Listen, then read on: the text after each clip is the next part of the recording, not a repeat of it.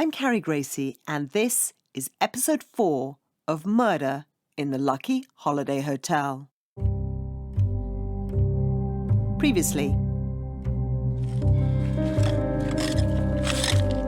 He always said he'd have a throat cut if she made life difficult for him. Puzzling why he was there. Chongqing was a police kingdom.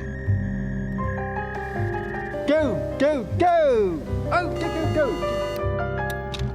Gu Kailai believed that she and her husband had been poisoned and were going to die.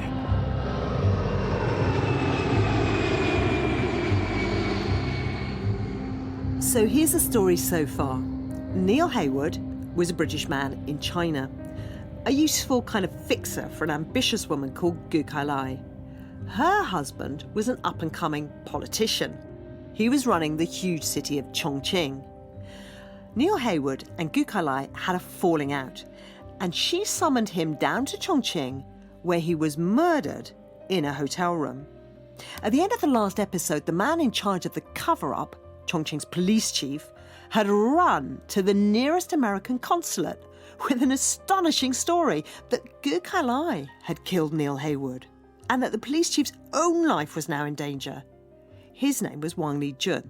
He did not fit any of the categories for the United States giving him asylum. For a Chinese police chief to defect was unprecedented, a delicate moment for the then American Secretary of State, Hillary Clinton, as she explained later. He had a record of corruption, of thuggishness, brutality. He was an enforcer for薄熙来. The death of Neil Heywood was suddenly an international incident, and the Americans found themselves thrust into the middle of a Chinese political drama. The consulate was quickly encircled by police who were either subordinate to薄熙来or looking to curry favor, so it was becoming a very dangerous situation. It was almost as if the American consulate was under siege.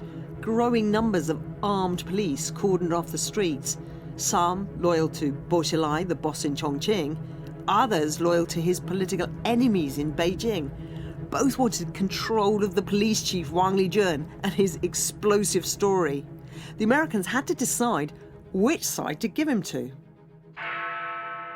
A senior police officer who enjoys celebrity status in China has gone missing. The Americans chose Beijing, and Wang Lijun disappeared into detention. And now that it was clear that a British citizen had been murdered, London wanted answers. It is a death that needs to be investigated in its own terms, without political considerations. China was in the midst of its biggest political crisis since the Tiananmen Square crackdown in 1989. To whom it may concern. Recently there has been increasing attention from the press on my private life. I feel responsible to the public to provide an account of the facts. Guagua is the only son of Gu Kailai and薄熙来. He's the final key character in our story. I am deeply concerned about the events surrounding my family, but I have no comments to make regarding the ongoing investigation. In April 2012, Guagua was 25 years old, studying at Harvard University in the US. And after his mother was arrested for murder, he was writing to the student paper. It is impossible to address all of the rumours and allegations about myself, but I will state the facts regarding some of the most pertinent claims. Guagua is key to the whole mystery, so we need to find out more about him. And that's not easy. We asked him for an interview, but like so many others in this story, he declined. This letter was his first public statement. He didn't know it at the time, but his entire life was about to become public property. Guagua would become the heart of the sensational show trials triggered by the death of Neil Heywood. Guagua's life had been mapped for greatness. He was born into a political dynasty, the Bo family, at a time when China was fast becoming a world power. He started life among the Chinese elite, But his mother wanted him to join the global elite, and when he was 12, she took him to the UK to learn English. They went first to Bournemouth. I mean, I don't think he liked being taken from pillar to post. He certainly didn't like the language school in Bournemouth. Giles Hall is the man who sold the hot air balloon in our first episode.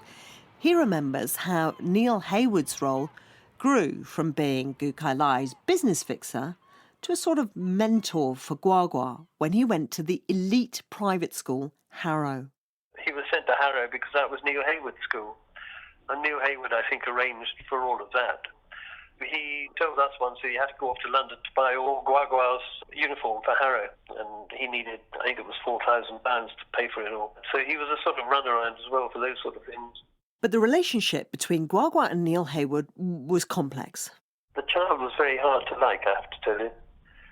He was described by Neil Heywood as an arrogant prick, which he was really. He was terribly arrogant. You know, he wouldn't look you in the eye, he wouldn't shake your hand, he'd be rude to his mother in her company with you. Everybody who was around him was treated very much as subservient. He was always asking his mother for more pocket money. And she'd shove him £500 every now and then through Neil Heywood to shut him up and keep him quiet. He was just spoiled. £500 for pocket money? Yeah. Neil Heywood had to dish out £500 and £50 notes to him to shut him up and keep him quiet. Wow, Guagua was learning expensive habits. Where was the money coming from for that kind of pocket money? And the nearly £40,000 a year in Harrow school fees that were many times more than his parents' income as communist officials. Guagua addressed the money question in his letter to the Harvard student newspaper. My tuition and living expenses at Harrow School, University of Oxford and Harvard University were funded exclusively by two sources: scholarships earned independently and my mother's generosity from the savings she earned from her years as a successful lawyer and writer. But the courts heard a very different story, one that would be damaging to the Boer dynasty.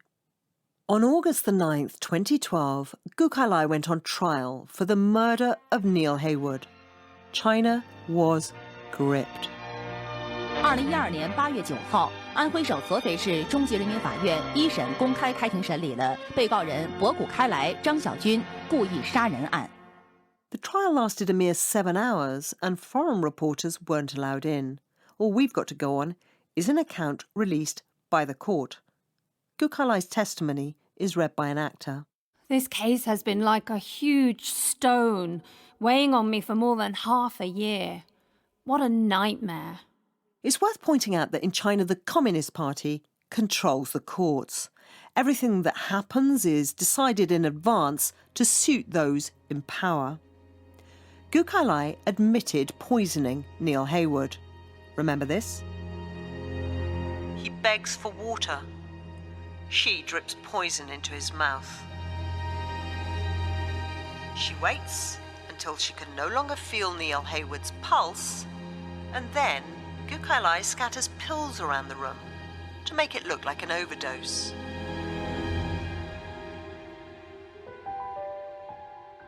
That was Gu Kailai's account of what happened. Again, we're going on the court's version of events here.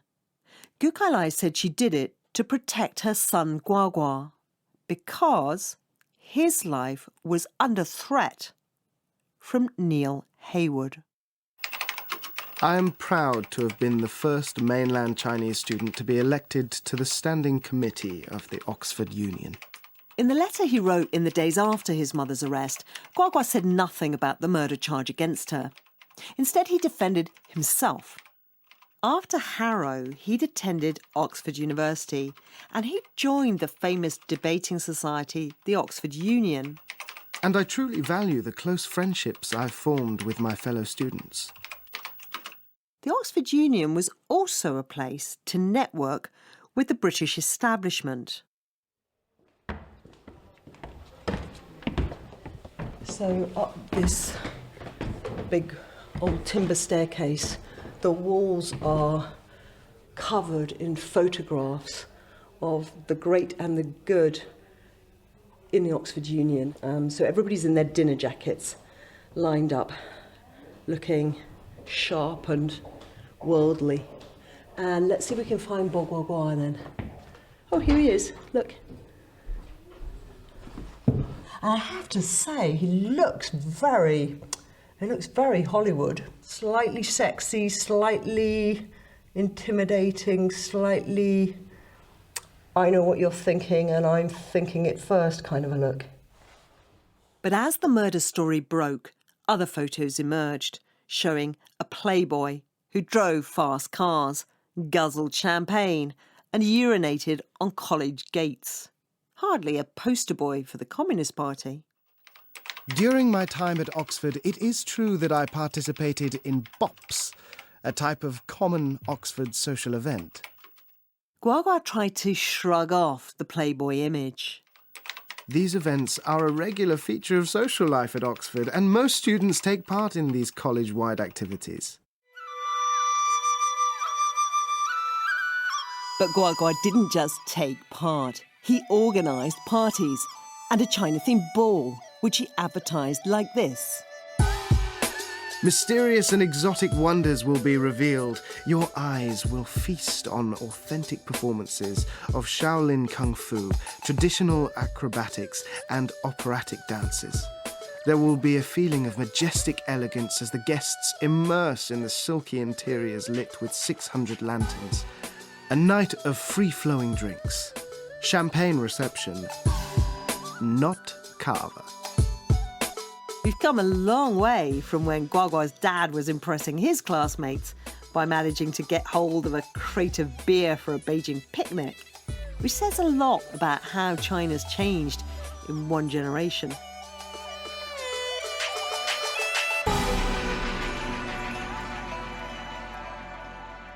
But all the quality fizz was getting between Guo and his books. We assess every student's progress term by term. And there are all sorts of processes we go through. Someone's not doing quite as well, and somebody talks to them. And so Guo began to go through this process. Andrew Graham was the master of Guo's Oxford College Balliol.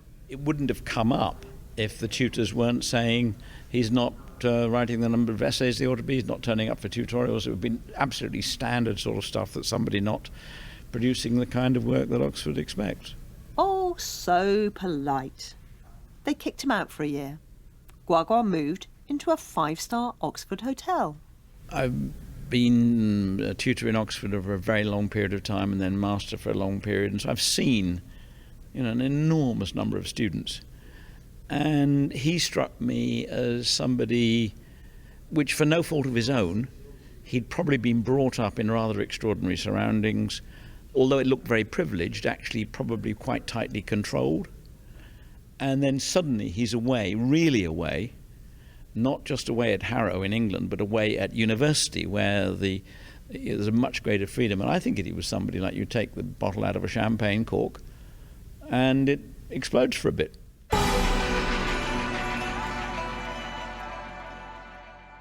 Guo's parents were thousands of miles away in China, but he did have mentors he could turn to.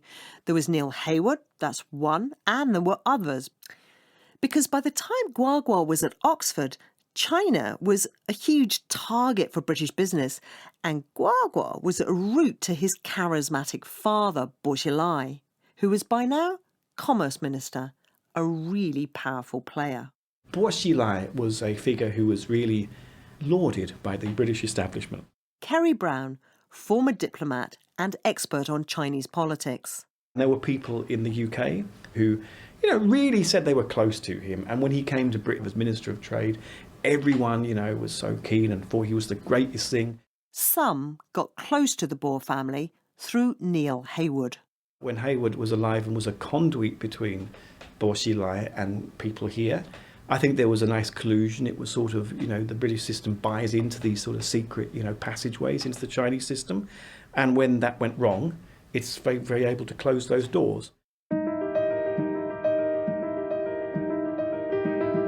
More than secret passageways, many believe that Neil Heywood was a British spy. We've looked into this. Here's what we know. 1. It's a matter of public record that Neil Heywood occasionally worked for a consultancy firm called Heywood, founded by former British spies. 2, we spoke to a number of people who were unwilling to go on the record, but who said that Neil Heywood did regularly pass information to British spies. Neil Heywood knew what was going on. He'd been inside the system. He had very good access to薄熙来as a key player, and indeed his wife, and so would have been a good source for British intelligence. Sir Richard Ottaway was serving as chair of the Foreign Affairs Committee in the British Parliament when the spy reports surfaced. He asked the then Foreign Secretary William Hague about Neil Heywood's relationship with the British government. They confirmed that though they had taken information from Neil Heywood, he was not an employee. In other words, it was an informal relationship. Did you read into that it was MI6 that he was talking to, or just to ordinary diplomats?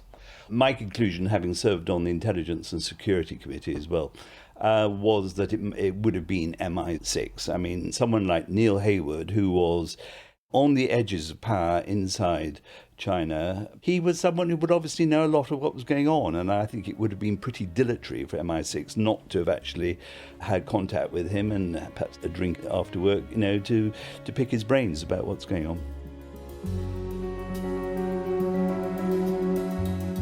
We wanted to ask the British government directly about this relationship and about why, when the British consulate in Chongqing learned of the death in the Lucky Holiday Hotel, there was no demand for an autopsy of a man who was a well-connected British government informant.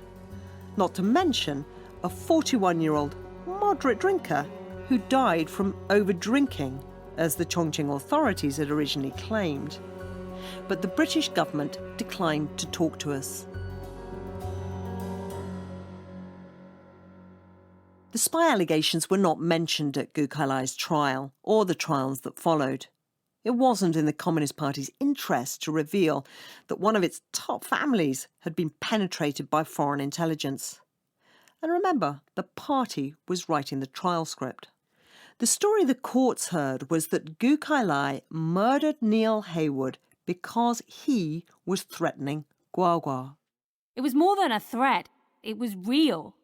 And it all came back to the money. In the court transcript, Gui Kailai admitted that Neil Heywood helped her hide assets abroad. Money that was moved secretly into property in the West. Money that also paid for Guagua's lifestyle and his education. But along the way, Neil Heywood and Gui Kailai have fallen out. She wanted to sever their financial relationship, and he demanded a payment of £1.4 million. The court was shown an email in which he threatened to, quote, destroy Guagua if he didn't get the money. So she killed him. I had to fight to the death to stop the madness of Heywood. But it was her madness which then became part of the defence. The official account detailed her insomnia, her depression, her paranoia. It cast her as a deranged, drug-dependent mother driven to murder a man who she believed threatened her son. Neil would never have harmed Guagua. Neil Heywood's friend James Richards.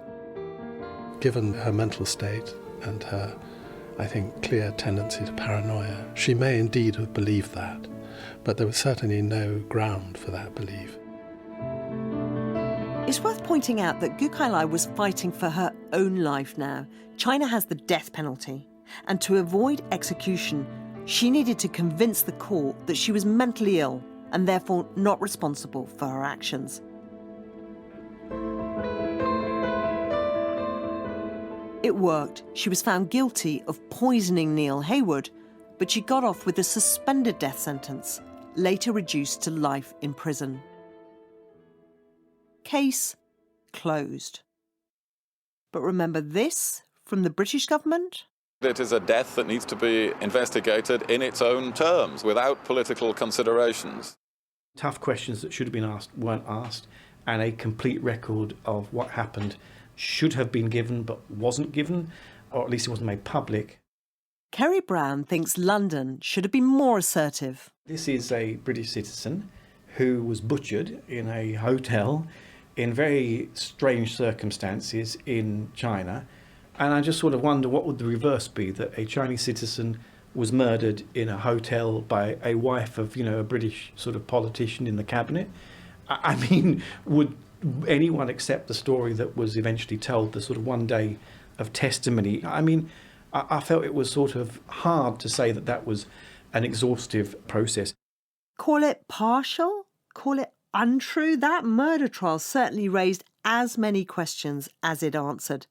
Conspiracy theories abound. One we've already touched on, that Neil Heywood was murdered because he was a British spy inside the family of a top Chinese communist. Some think Bo Xilai himself ordered the murder. Others blame the police chief, and there are even some who say the woman in court was not Gu Kailai, but a body double.